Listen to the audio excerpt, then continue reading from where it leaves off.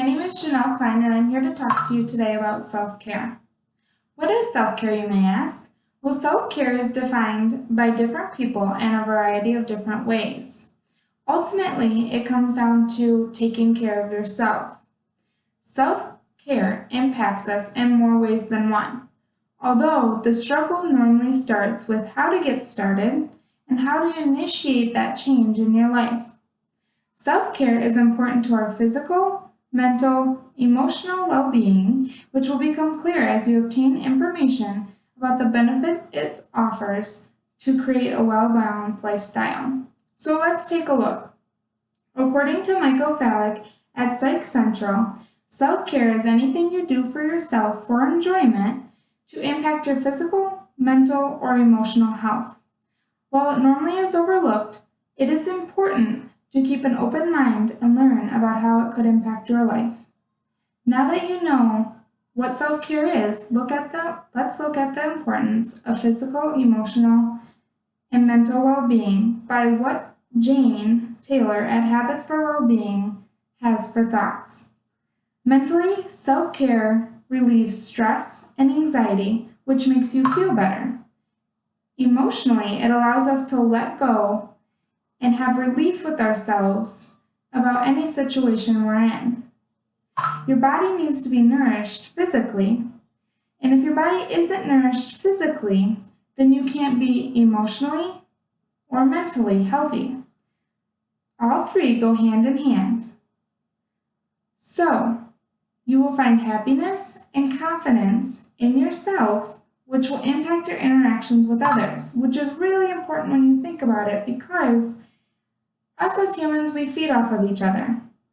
So if I'm around negative energy, I'm going to become negative. If I'm around positive energy, I'm going to become positive, right? That's typically how it goes. So we want you to be happy and everybody around us happy since we feed off of each other. It is obvious self-care is important and why it affects us physically, mentally, and emotionally. So let's take a look at how we can practice it in our own lives. Outreach has a solution by first creating a plan of when, where, why, what, and how. In your plan, you need to focus on these 5 things to create a formal plan that will benefit you in self-care. You need to focus on activities that you enjoy and that you have a passion for, not anybody else, because self-care is about you. Brad Krause at Psychology Today has a few solutions. While the options are unlimited of what you can practice for self-care, most people do taking time to read a book, writing, exercise, more sleep, spending more time with family. For me, I love to take self-care every morning. I work out for a half an hour. Then I go on about my day. On other times, I love to ride horses. Horses is an instant relief for me, just like exercising is, and I love to spend time with family and friends. I just feel so well supported, and they make me feel good, they make me feel happy, and that's what I like to do, and that's how I practice self-care in my own life. Like anything though, you need to evaluate yourself and your plan of self-care.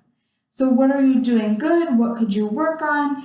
Just so it creates the best self-care plan for yourself.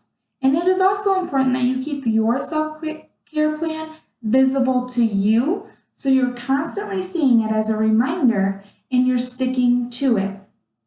Self-care is important and plays a huge role in our everyday life by contributing and impacting our physical, mental, and emotional health.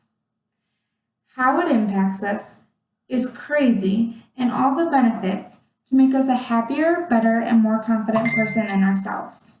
So create a plan, practice it. Self-care is all about you, and don't forget it.